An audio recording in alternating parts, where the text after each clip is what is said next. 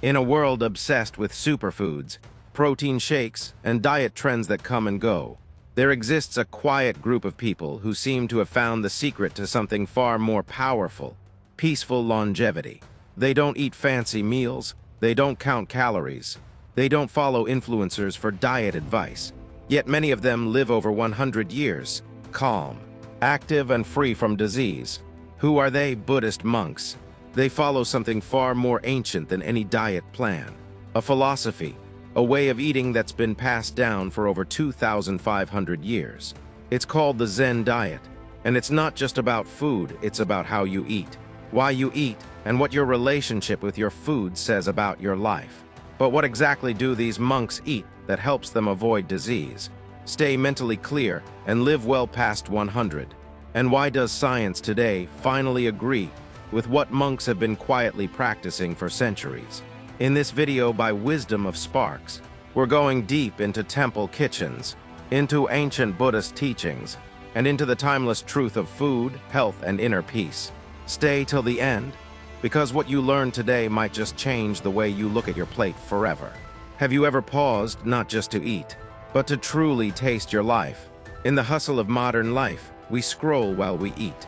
We eat while we work. We eat while watching a screen, often forgetting what we even put into our mouths. Food has become noise, just like everything else. But in a distant corner of the world, inside ancient monasteries tucked between mountains, where the air is still and the heart is quiet, monks have preserved a different way of living, a way of eating that's rooted in 2,500 years of Buddhist wisdom, a way of being that not only brings inner peace, but also a surprisingly long life. Yes, Buddhist monks, many of them live to be over 100, and they don't do it by taking supplements or hitting the gym 6 days a week. They do it by simply eating and living intentionally. Welcome to Wisdom of Sparks, your gateway to ancient teachings, modern wisdom, and the spark that may ignite your journey to a more peaceful, mindful life. Today, we're going to explore something extraordinary in its simplicity: the Zen Diet. This isn't just a diet, it's a philosophy. It's a ritual, it's a meditation in itself. Because for monks, food isn't about taste, it's about balance. It's not about fullness, it's about awareness. It's not about indulgence, it's about letting go. Imagine waking up in silence, no notifications, no alarms. The only sound is the wind moving through trees and a distant gong calling you to morning meditation. The first rays of sun filter through bamboo as you slowly, mindfully prepare a bowl of rice, some miso soup, maybe a few pickled vegetables. No sugar, no processed food, no rush. Before you eat, you bow your head in gratitude. You chant a short verse, not for religion but for reflection. This food is a gift from the earth, from the sky, and from the labor of many. May I receive it with a grateful heart, and may I consume only what I need. That is how it begins. That is the Zen way. So let me ask you something. What if we've been looking at food all wrong? What if food isn't supposed to make you feel high, but calm? What if eating isn't just a biological act, but a spiritual one? What if how we eat is silently shaping who we become? In today's video, we'll take you deep into the kitchens of monasteries in Japan, Korea, and Tibet. We'll uncover what these monks eat, how they prepare it, and more importantly, why they eat the way they do. We'll talk about the real ingredients that go into a monk's diet, how eating in silence sharpens your mind and heals your gut, why many monks never eat after noon, and how this practice is now backed by science, the emotional healing that happens when you stop eating out of boredom or stress, and how you can slowly begin to adopt the Zen diet in your own busy, modern life. But before we get there, let's go back in time. 2,500 years ago, in the forests of India, the Buddha taught his monks not only how to meditate, but how to eat. He taught that attachment to food creates suffering, that craving flavors is no different from craving pleasure, money, or attention. The goal was not to reject food, but to eat it with awareness, moderation, and deep gratitude. Early monks survived by going on alms rounds. They would walk barefoot, bowl in hand, accepting whatever food was offered, rich or poor, tasty or bland, but they never chose what to eat, because choice invites craving, and craving leads to suffering. It was never about the food. It was about the relationship with it. And from that ancient simplicity, the Zen Diet was born. Fast forward to today, in Zen monasteries across Japan, Korea, and China, this practice continues. Monks eat what the earth provides. They eat twice a day. Often they don't eat dinner. There is no snacking, no emotional eating, no cheat days. Their food is usually a bowl of steamed rice, seasonal vegetables, sometimes fermented, a light miso or broth soup, tofu or tempeh for protein, a small portion of pickled radish or seaweed, and tea, green tea or roasted barley tea. That's it. No spice-laden dishes, no desserts, no stimulants, just nature, just nourishment, just now. And here's what's even more surprising. Modern science now confirms what Buddhist monks have practiced for centuries. Eating less can extend lifespan. Eating mostly plant-based food reduces inflammation and chronic disease. Intermittent fasting supports cellular repair. Eating in silence reduces stress and improves digestion. Mindful eating leads to better emotional regulation and mental clarity. But perhaps the most powerful benefit is peace. You see, when you eat like a monk, you stop eating like a prisoner of your emotions. You stop eating because you're lonely, bored, angry, sad. You begin to eat only when you're hungry, and only what your body needs. And in that practice, you begin to free yourself. Just imagine a life where food is no longer your escape, where your plate reflects your peace, where every bite is a form of meditation. You don't have to become a monk to eat like one. You just need to slow down and listen to your body, to your breath, to the silence between bites, and maybe, just maybe, you'll begin to taste something you've never tasted before. Stillness. So if you're tired of fad diets, if you've tried every trick in the book and still feel heavy, tired, or stressed, this video is for you. If you want to lose weight not just from your body, but from your mind, this video is for you. And if you're simply curious about how monks live so long, with so little, this video is definitely for you. Stay till the end. I promise you, what you'll learn isn't just about food, it's about living fully. Because here on Wisdom of Sparks, we don't just share information, we share transformation. In the next section, we'll explore the core philosophy behind the Zen Diet, and why simplicity may be the most powerful form of nourishment. But first, take a deep breath, look at your own relationship with food, and ask yourself, are you eating to live, or living to eat? Let's find the answer together. Part 1. The philosophy behind the Zen Diet. To truly understand what monks eat, we must first understand why they eat the way they do. In Buddhist tradition, food is not a source of entertainment.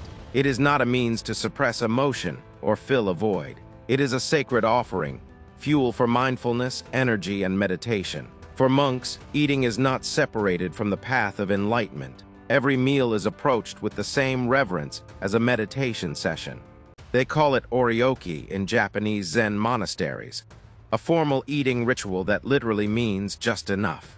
The key principles: eat only what is needed to nourish the body. Avoid foods that excite the senses unnecessarily. Avoid waste, honor what is served. Eat in silence with full presence. This philosophy springs from the Buddha's own lifestyle.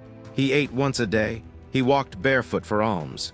He accepted whatever was placed in his bowl, not based on taste or desire, but acceptance. In doing so, he taught detachment, humility, and the practice of gratitude. When monks sit for their meals, they chant, "We reflect on the effort that brought us this food. We reflect on our virtue and practice. We are grateful for this nourishment. We eat to support awakening, not for indulgence." This is the mindful framework of the Zen Diet, and it sets the stage for what comes next. Part 2. What monks actually eat. So what exactly do monks eat in a typical day? The answer is astonishingly simple. Most Buddhist monks eat 2 meals a day. Some traditions, especially in Theravada Buddhism, eat only 1 meal before noon. Others may eat a small breakfast and a midday meal, and then fast until the next day. A common Zen monk meal might look like this: bowl of rice steamed, sometimes brown or white, miso soup with tofu, seaweed, and scallions, seasonal vegetables, boiled, fermented, or steamed, pickled radish or daikon, natto fermented soybeans, tofu or tempeh as protein, a piece of fruit, apple, banana, or seasonal local fruit, green tea or barley tea, The food is plant-based, locally sourced, and seasonal. Rarely do monks eat meat, though some may accept it if offered during alms rounds. But in monasteries, the food is entirely vegetarian, often even vegan. These foods are light, nutrient-dense, and easy to digest. They don't burden the body. Instead, they support the mind for hours of meditation, chanting or walking in mindfulness. And there's something else. They never eat while distracted. No phones, no talking, no television. Just the sound of chewing, just the presence of now. Part 3, Ingredients that heal. Let's go deeper. These simple meals are not just basic, they are medicinal. Here are some key Zen diet ingredients and why they matter. Miso, a fermented soybean paste, rich in probiotics, great for gut health, immune function and digestion. Seaweed, high in iodine, calcium. Magnesium, balances hormones and supports brain clarity. Tofu and tempeh, plant-based protein without saturated fat. Easy on digestion, high in iron and calcium. Daikon radish, cleanses the liver and helps the body process fats. Pickled vegetables, naturally fermented foods for microbiome balance. Sesame seeds oil, healthy fats with antioxidants. Good for skin, joints, and memory. Green tea, full of catechins and L-theanine, which calm the mind while improving alertness. No sugar, no chemical additives. No preservatives, just earth-grown medicine. Part 4, How Monks Eat, Mindful Ritual. One of the most important parts of the Zen diet is how monks eat, not just what they eat. They eat in silence, without distractions, very slowly, with deep awareness. Every bite is chewed around 30 times. This not only aids digestion, but brings full focus to the act of nourishing oneself. They call it eating the present moment. The bowls they use are specific. Monks often eat with 3 nesting bowls and a pair of chopsticks, laid out with precision. They clean their own bowls immediately after eating, using hot water and sometimes even the last grain of rice to scrub the bowl, so that nothing is wasted. The effect: gratitude, discipline, simplicity. This ritual reinforces the Zen principle. When eating, just eat. When walking, just walk. Part 5, Natural Intermittent Fasting. Monks naturally practice what we today call intermittent fasting. Most Buddhist monks finish their last meal before noon. From that point onward, they eat nothing until the following day's breakfast or midday meal. That's a 16-20-hour fast every day. Science now confirms fasting reduces inflammation, supports cellular repair, autophagy, improves mental clarity, reduces risk of lifestyle diseases, diabetes, obesity, heart disease. Monks don't fast for vanity. They do it for clarity, to sleep light, to meditate with ease, to live with less. Part 6, Zero-Stress Dieting. Unlike modern diet culture, monks don't obsess about food. No weighing, no portioning, no guilt. They eat what's served, they stop when full. They never eat out of boredom or emotion. In fact, they are trained to observe cravings without acting on them. When a monk feels hunger, they ask, is this the body's need or the mind's desire? This one question alone changes everything. Because when you eat without stress, your digestion improves, your cortisol drops, and your mind becomes lighter.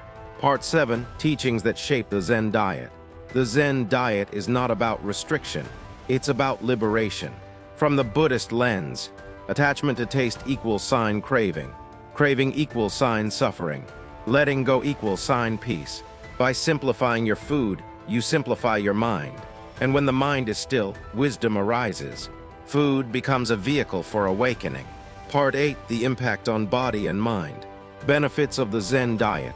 Longer lifespan, clearer skin and eyes, calm energy levels, better digestion, emotional stability, less brain fog, deep sleep, inner peace. Monks live longer because they carry less, not just physically, but emotionally. Their food is light. Their thoughts are light, their hearts are light. That is the true Zen diet. Part 9, How you can start.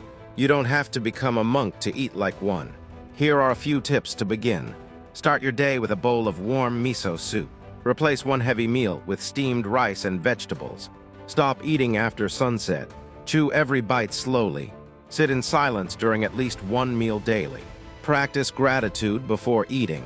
Ask, am I truly hungry or just emotionally craving? Make it a ritual, make it a meditation.